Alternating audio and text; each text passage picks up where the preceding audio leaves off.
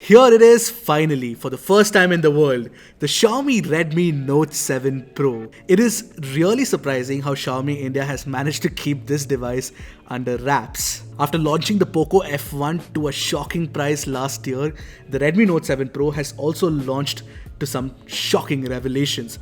Firstly, it comes with a Snapdragon 675 system on chip inside and the 48 megapixel primary camera sensor inside the Redmi Note 7 Pro is a Sony IMX586.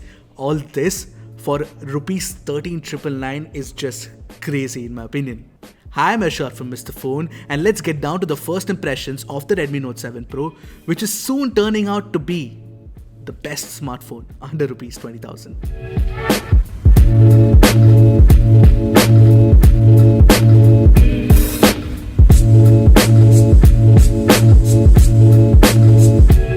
But before we move on, don't forget to hit that subscribe button and the bell icon right next to it to get notified whenever Mr. Phone puts out an awesome new tech video. This, my friends, is the Redmi Note 7 Pro, and this is the black variant of the phone. What I'm going to do right now, it looks really good, of course, but my first impressions are coming after the unboxing. So I'll just switch the screen on. In fact, I'll just switch on the phone. And let me just take out the screen protector on this and show you guys how it looks. And there you go, we've started the phone, and I'll also take the one on the rear. So yeah, so one of the things that you can see on the phone right now is the fact that there is a lot of fingerprints that it is attracting. So now I'll just keep this aside and I'll show you what else you get inside the box. Inside the box, of course, the reviewers edition, like I said, doesn't come with a case, but you get this quick start guide and this, of course, safety instruction manual. And then you get a charging brick inside the box. This brick is actually a 10-watt charger. It's not the quick charge 4.0 charger or even the quick charge 3.0 charger, which actually supports speeds of up to, the quick charge 4.0 supports speeds of up to 18 watt. That's not available inside the box. Now, Xiaomi, of course, makes quick charge 4.0 chargers, but they are not available in India at the moment. You will have to find one for yourself until Xiaomi actually releases one, but you do get quick charge 3.0 on me.com. And apart from that, you also get, for the very first time, a USB Type-C cable, guys. Of course, on a Redmi device, that is. So that is definitely an advantage. So what we'll do right now, after this unboxing is done, this is what you get inside the retail box.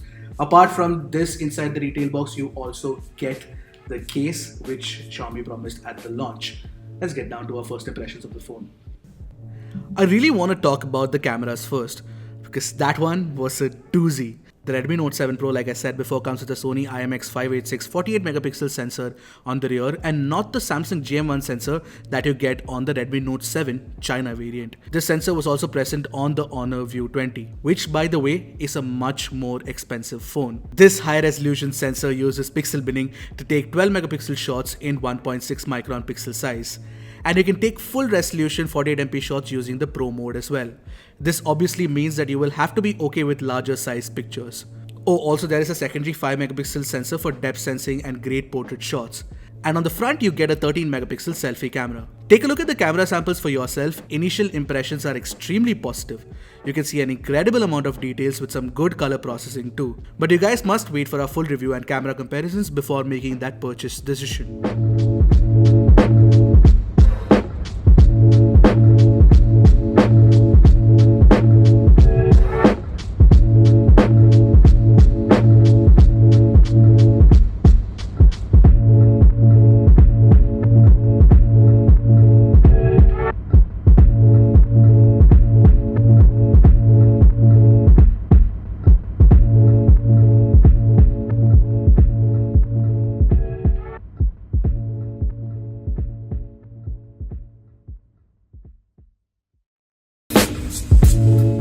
That the Redmi Note 7 Pro is a looker is a given. And the best part is, if you find the gradient colorways like the Nebula Red and the Nebula Blue a little too flashy for your taste, you can always go for the classy yet understated black one.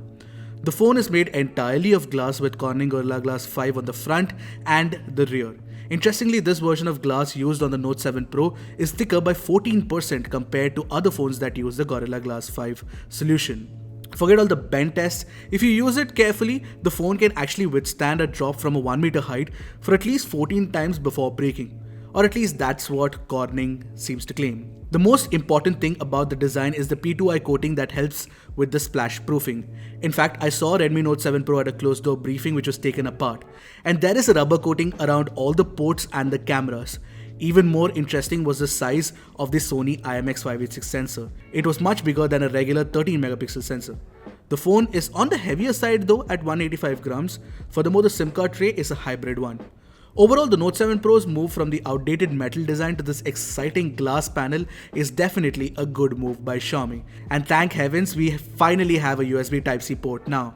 And yeah, the headphone jack and infrared port are there too. As for the display, you get a 6.3-inch LTPS IPS LCD panel. It looks crisp is all I can say for now, and the dot notch is definitely not obtrusive. The bezels around the display are pretty slim too, but you get a fairly large bezel at the bottom, which is actually larger than on the phones like the Honor 8X or the Samsung Galaxy M20. Another new addition that caught me by surprise was the addition of the Snapdragon 675 chipset inside the Redmi Note 7 Pro. This is a powerful mid-range chip, and we saw incredible performance on the Vivo V11 Pro as well. The reason why Xiaomi couldn't use a Snapdragon 710 is because it doesn't support such a high resolution camera. Regardless, the newer Cryo cores definitely make the Snapdragon 675 a formidable chipset. My grouse is actually with Qualcomm's naming scheme instead. Anyway, here are the Antutu and GFX numbers from our initial testing. Of course, we're going to test it slightly more rigorously for our full review. The Redmi Note 7 Pro also comes in two variants, one with 4GB of RAM and 64GB of storage, and another one with 6GB of RAM and 128GB of storage. And powering all of this is a fairly large 5000 mAh battery. And obviously, the Redmi Note 7 Pro is also running the latest MIUI 10 based on Android Pie. One of the questions that must be in everyone's minds is, does the Redmi Note 7 Pro support Widevine L1 certification? And yes, it does. Apart from this, for people who are interested in using the Google Camera API with the Redmi Note 7 Pro, you will be happy to know that Camera 2 API is also enabled on the phone. So those were my first impressions of the Xiaomi Redmi Note 7 Pro. Looking at its price tag of Rs 13,999 and the specs that it offers, the Redmi Note 7 Pro seems like a absolute buy even before I review the phone. Having said that, I'm definitely going to review the phone and compare it to its peers and probably even some more expensive flagships, because Xiaomi went on stage and did that, where it compared the IMX586 against the iPhone XS Max. We will definitely test out that tall claim as well.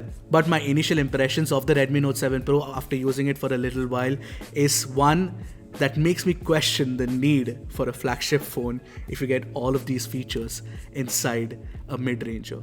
So that's it from me. Don't forget to ask your questions in the comment section below and we'll try to get them answered, and of course wait for more content on Mr. Phone. Until next time, this is Ershad from Mr. Phone signing off. Goodbye.